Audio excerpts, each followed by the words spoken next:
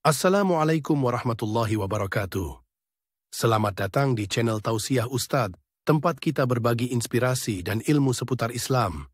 Semoga video ini membawa manfaat dan menjadi jalan kebaikan untuk kita semua. Bismillah. Yuk, kita mulai. Bismillahirrahmanirrahim. Assalamualaikum warahmatullahi wabarakatuh. Alhamdulillahi rabbil alamin.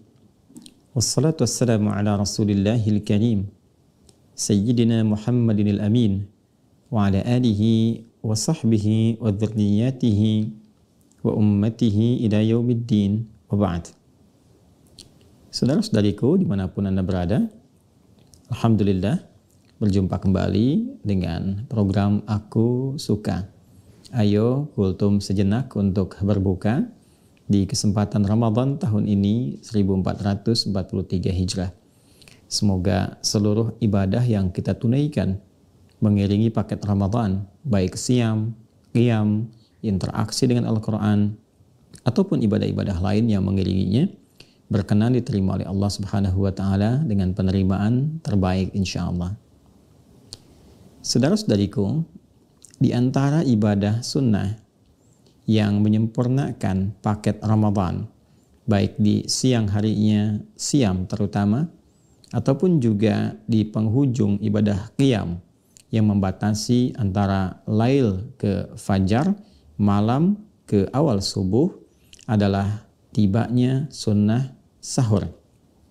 Nabi SAW memberikan satu isyarat yang sangat kuat, baik berupa penekanan untuk menunaikan ibadah sahur ini, pun demikian memberikan juga penjelasan tentang manfaat-manfaat yang dapat diraih dari penunaian ibadah sahur ini. Mari kita lacak di antara hadis-hadis Nabi SAW yang populer menerangkan tentang manfaat sahur dan kaitannya dengan penunaian ibadah siam yang kita tunaikan khususnya di bulan Ramadan. Di kitab Sunan An-Nasa'i, di topik yang ke-22, Kitabus Siyam, nomor hadis 2147. 2147, riwayat sahabat Abu Hurairah, Abdurrahman bin Sakhar radhiyallahu taala anhu. Ada satu hadis Nabi yang sangat viral, kita kenal sampai dengan saat ini, maknanya begitu dalam dan kiranya sangat pantas untuk dihadirkan, dikaji, dan kita praktekkan setidaknya lewat pencerahan di kesempatan kali ini. Mari kita bacakan sanadnya terlebih dahulu. Bismillahirrahmanirrahim. Qala al-Imam An-Nasa'i rahimahullahu ta'ala, akhbarana Ali ibn Sa'id ibn Jarir Nasa'iyyun qala haddathana Abu Rabi' qala haddathana Mansur ibn Abil Aswad an Abdul Maliki ibn Abi Sulaiman an Ata'in an Abi Hurairah radhiyallahu ta'ala anhu qala Rasulullah sallallahu alaihi wasallam. Transmisi sanadnya, periwayatnya seperti yang tadi kami sampaikan, terhubung pada sahabat mulia Abdurrahman bin Sakhar atau yang lebih populer dikenal dengan Abu Hurairah radhiyallahu ta'ala anhu. Beliau menyampaikan informasi dari Nabi sallallahu alaihi wasallam. Beliau bersabda, tasahharu fa inna fis sahuri barakah. Tasahharu, bersahurlah kalian, fa inna fis sahuri, karena dalam sahur itu barakah, terdapat keberkahan. Bila kita terjemahkan dengan pendekatan gramatikal bahasa Arab, khususnya di ilmu nahwu, di sini ada yang menarik. Ya, isim innanya itu diakhirkan, kemudian diselangi oleh jar dan majrur, ya, fa inna fis sahuri, kemudian barakah, ya, isim innanya diakhirkan kata barakahnya, dan bentuknya berbentuk nakirah, berbentuk general, umum, memberikan kesan banyak. Hadisnya cukup populer diriwayatkan, bahkan didapati juga di sini ada keterangan Imam Ahmad meriwayatkan dalam musnad beliau, At-Tabrani meriwayatkan di Mu'jam beliau juga, kemudian Ibnu Abi Syaibah kalau kita lengkapi dengan nomornya di Musnad Ahmad, nomor hadis 8898, di Mu'jam Al-Awsatnya Imam At-Tabrani di nomor hadis 4990. Kemudian Ibnu Abi Syaibah juga nomor hadis 8914 dan juga referensi-referensi lainnya. Ada beberapa hal yang kita bisa gali dari keterangan Nabi Muhammad SAW ini terkait dengan manfaat sahur, keberkahan sahur. Yang pertama, apa itu sahur? Kemudian yang kedua, apa keberkahan yang terkait dengan sahur? Berkah apa yang dimaksudkan? Dan apa itu berkah sendiri? Ya, definisinya apa? Kemudian keterkaitannya juga seperti apa? Kata sahur berasal dari tadi kata kerja yang disampaikan Nabi, tasahhara yatasahharu.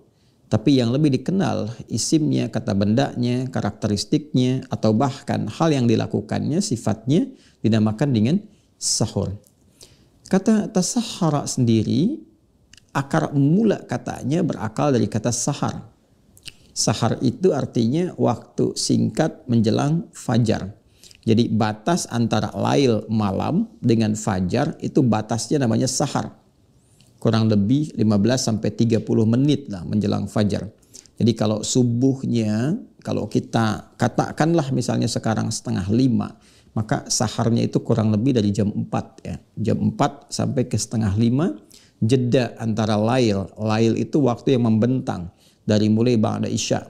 Jadi kalau sekarang isya'nya misal saja jam 7, selesai kita isya 7:30 dengan sunnahnya. Nah dari 7:30 itu sampai dengan ke jam 4 itu kurang lebih itu lail namanya. Yang dibagi nanti awal malam, muqaddimatul lail. Kemudian pertengahan malam, athna'il lail. Dengan sepertiga malam, akhir malam, thuluthul lail. Ya, yang paling populer itu sepertiga malam di penghujung malamnya. Nah sepertiga itu dekat ke waktu sahar. Jadi kalau sudah tiba waktu sahar itu pemisahnya dengan fajar, matla'il fajar, akan tiba awalnya fajar. Subuhnya misal 4:30, maka jedanya kurang lebih setengah jam, ya 15-30 menit menjelang ke subuh, menjelang ke fajar itu yang disebut dengan waktu sahar. Dan populer dalam Al-Quran, waktu ini dalam bentuk jamak. Jamaknya disebut dengan ashar. Saharun jamaknya ashar. Misal kita temukan ada aktivitas calon penghuni surga yang punya kebiasaan istighfar di waktu sahar. Itu ada di Quran surah ke-51 misalnya Adz-Dzariyat di ayat ke-18. Wabil ashari hum yastaghfirun. Ada kebiasaan orang takwa itu, calon penghuni taman surga, yang saat di dunia dia punya kebiasaan istighfar di waktu sahar. Istighfar, astagfirullahalazim, astagfirullahalazim, astagfirullahalazim. Setidaknya singkatnya demikian. Dan amalan ini pula disejajarkan oleh Allah di dalam Al-Quran surah ke-3 Ali Imran di ayat yang ke-16 sampai dengan ayat 17 itu. Ya, itu disejajarkan oleh Allah Subhanahu wa taala dengan orang-orang yang rajin infak, orang-orang yang bersabar, orang-orang yang khusyuk dan orang-orang yang konsisten dengan kebenaran. As-sabirina was-sadiqina wal-qanitina wal-munfiqina wal-mustaghfirina bil ashar. Itu yang ayat ke-17-nya. Jadi 16-nya itu kalimat istighfar. Rabbana innana amanna faghfir lana ya dzunubana wa qina adzabannar. Ya Allah, kami beriman kepadamu sepenuhnya tanpa ragu. Maka mohon terima ya Allah amalan kami, ampuni dosa-dosa kami ya Allah, jauhkan kami dari ancaman neraka. Ya, siapa yang terbiasa memohon kebaikan itu, meminta ampunan Allah, kata Allah itu ada 5 golongan. As-sabirina was-sadiqina wal-qanitina wal-munfiqina wal-mustaghfirina bil ashar. Orang-orang yang sabar. Sabar artinya pasti bersanding dengan ujian. Jadi ada orang yang konsisten dalam kebaikan, saat bersamaan dia harus menghadapi, mencapai baik itu, ya konsekuensinya akan berhadapan dengan yang tidak baik untuk menguji kesungguhan kita dalam berbuat baik. Kan kalau ingin ketemu bersih, mesti menemukan kotor dulu kan? Nggak mungkin satu benda, baju disebut bersih kalau hilang kotornya. Jadi kotor itu ditemukan supaya dibersihkan, ketemu bersihnya, kan? Bukan untuk menjadikan pakaian kotor, tapi hakikatnya untuk menemukan kebersihannya.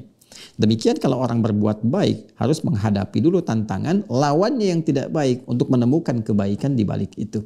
Maka ketika dia sabar, istighfar, mendekat kepada Allah, tidak terjebak dengan respon-respon yang buruk, ya, itu dipuji oleh Al-Quran. Orang rajin infak itu nggak mudah untuk infak itu, kan? Kemudian orang-orang yang rajin menegakkan kebenaran, pasti berhadapan dengan konsekuensi-konsekuensi yang jadi tantangan tersendiri dalam hidupnya. Kemudian juga orang-orang yang khusyuk dalam ibadah pasti menghadapi tantangan-tantangan untuk mendapatkan kehusuan. Dan puncaknya adalah orang yang istighfar di waktu sahar. Itu dipuji oleh Al-Quran. Jadi singkatnya sahar itu waktu singkat menjelang fajar. Kisaran 15 sampai dengan 30 menit. Aktivitas yang dikerjakan di waktu sahar itu disebut sahur namanya. Aktivitas yang dikerjakan di waktu sahar disebut apa?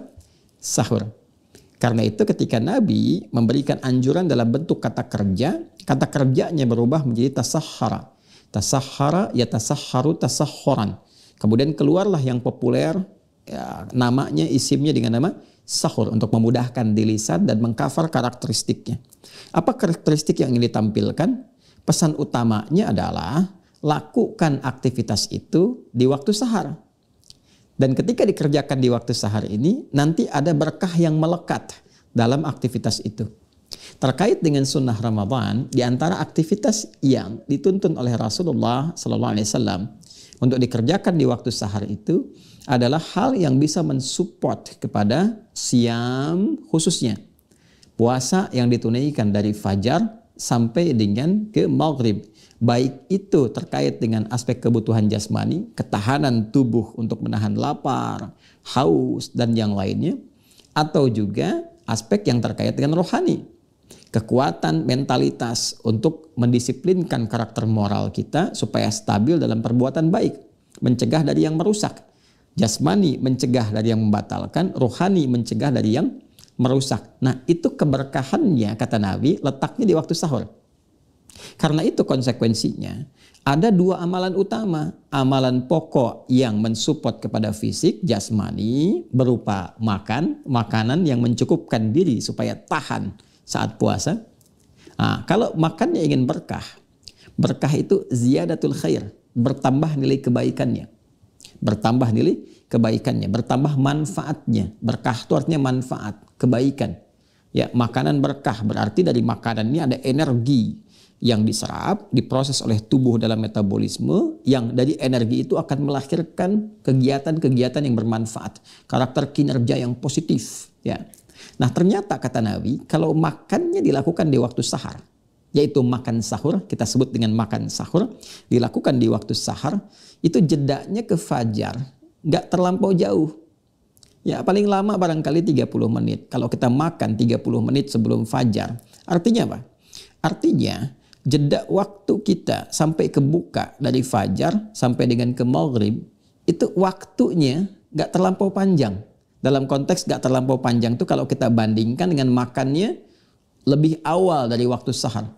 Alih-alih kita makan jam 4, misalnya kita makan jam 3 atau makan jam 2, tentu penahan laparnya akan lebih lama. Menahan hausnya akan lebih lama. Sehingga ketika energi itu berkurang, support untuk meningkatkan ibadah itu menjadi lemah. Ya, semakin berkurang maksudnya. Jadi kalau kita memulai misalnya taruhlah makan minumnya dari jam 4 misalnya dekat-dekat waktu fajar yang kita ketahui tentu dengan informasi dari sudut pandang hisab atau hitungan tertentu dalam bentuk jam, kita mulai makan, kita kondisikan. Nah, dari makanan ini kata Nabi kalau kita lakukan dengan benar itu akan tersupport energi yang secara positif mendorong kita untuk berperilaku yang baik, meningkatkan ibadah. Nggak banyak tidur, nggak banyak istirahat, tapi terkreasikan dalam bentuk ibadah yang positif. Kata berkah yang melekat kepada nama sahur juga memberikan kesan bahwa lihat makanannya.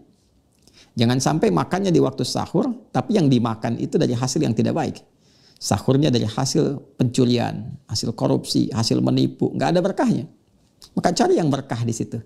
Ya, supaya nanti saat puasa tetap digunakan untuk beraktivitas, tidak malas. Bekerja tetap jalan, jujur, bagus, semangat, disiplin, itulah berkah. Yang kedua, ada juga amalan rohani. Jangan salah, bukan hanya makan. Di waktu sahur ada doa. Yang kalau kita panjatkan itu Masya Allah, cepat mustajab. Ada zikir, minimal istighfar. Dilatih dengan istighfar. Seperti tadi Al-Quran sampaikan, ada kebiasaan calon penghuni surga yang banyak istighfar di waktu sahar. Jadi kita harus bagi itu. Ya, kapan waktunya makan, jeda singkat setelah makan menjelang adzan subuh itu mungkin ada 5 menit, 3 menit, isi dengan istighfar. Istighfar, minta ampunan sama Allah, minta petunjuk, atau teruskan doanya, Allahumma innaka afuwun karim tuhibbul afwa fa'fu anni, teruskan misalnya. Kalau itu dibiasakan, itu akan memberikan satu ketahanan kepada rohani, kekuatan, keberkahan, manfaat baik kepada rohani kita yang setidaknya akan mencegah dari kita dari perbuatan-perbuatan yang negatif, yang kontraproduktif. Jadi ketahanan rohani akan mereduksi sekaligus mencegah potensi-potensi perbuatan buruk yang merusak esensi puasa kita, ya, seperti dusta, hoax, ya, celaan, provokasi dan sebagainya kita bisa jauhkan dengan kekuatan rohani. Kekuatan jasmani memberikan ketangguhan secara fisikal untuk menahan lapar, haus sampai waktunya berbuka tiba. Itu yang dimaksudkan dengan tasahharu fa inna fis sahuri barakah. Makanlah di waktu sahar, istighfar di waktu sahar. Karena makan dan istighfar di waktu sahar itu bisa menghadirkan berkah. Makannya untuk jasmani, istighfar untuk melatih kekuatan rohani. Semoga sampai hari ini sahur kita efektif, berkah dan berkualitas di hadapan Allah Subhanahu wa taala sesuai petunjuk Rasulnya Sayyiduna Muhammad sallallahu alaihi wasallam. Allahumma taqabbal minna innaka antas samiul alim wa tub alaina innaka antat tawwabur rahim. Allahumma barik lana ya Allah fi ta'amina wa fi syarabina wa fi amwalina wa fi kulli syai'in ya Allah muta'alliqa bi hayatina. Allahumma inna nas'aluka khaira ma sa'alaka habibuka al-Mustafa Sayyiduna Muhammad sallallahu alaihi wasallam wa na'udzubika min kulli ma sta'adha bika anhu Rasuluka al-Mustafa Habibuna Muhammad sallallahu alaihi wasallam. Rabbana atina fid dunya hasanah wa fil akhirati hasanah wa qina adzabannar. Wa sallallahu ala sayyidina Muhammad wa ala alihi wa sahbihi wa dzurriyyatihi wa ummatihi ila yaumiddin. Wa akhiru da'wana subhanakallahumma wa bihamdika nashhadu an la ilaha illa anta nastaghfiruka wa natubu ilaik. Walhamdulillahi rabbil alamin. Assalamualaikum warahmatullahi wabarakatuh. Terima kasih sudah menonton. Jangan lupa like, share, dan subscribe untuk mendukung dakwah ini. Sampai jumpa di video berikutnya. Wassalamualaikum warahmatullahi wabarakatuh.